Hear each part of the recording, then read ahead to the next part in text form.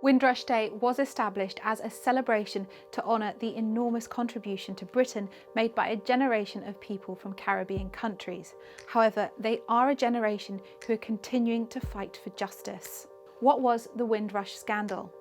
The Windrush generation, named after the ship which first brought families over, came to help rebuild post-war Britain in 1948. Many of the Caribbean countries at the time were a part of the British Commonwealth.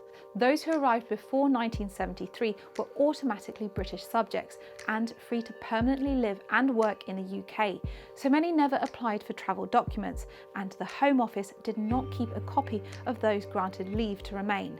But in 2012, the immigration law changed, and the hostile environment policy meant that migrants were told they needed evidence, including passports, to continue working or potentially face deportation. How did the hostile environment policy impact the Windrush generation? People came across to the UK when they were children, some of them even when their islands was actually British colonies, and they arrived in the UK, have their families here, they've got their working lives here, and then the hostile environment brought a challenge to this, and it resulted in people losing houses, losing employment, being threatened deportation. It brought on the mental health, and some people were actually deported as well. The Home Office said that 164 people were wrongfully detained or deported from the country that had been their home for decades. And in 2018, a compensation scheme was launched for all those affected by the policy. But is the compensation scheme working?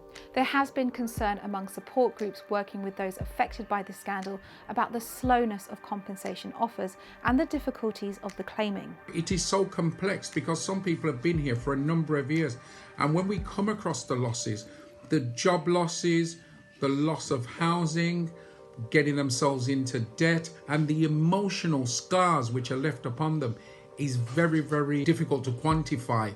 1,275 claims were made by the end of March, but the latest figures revealed that fewer than 5% of these claims have been paid out. Why has there been little uptake in the scheme?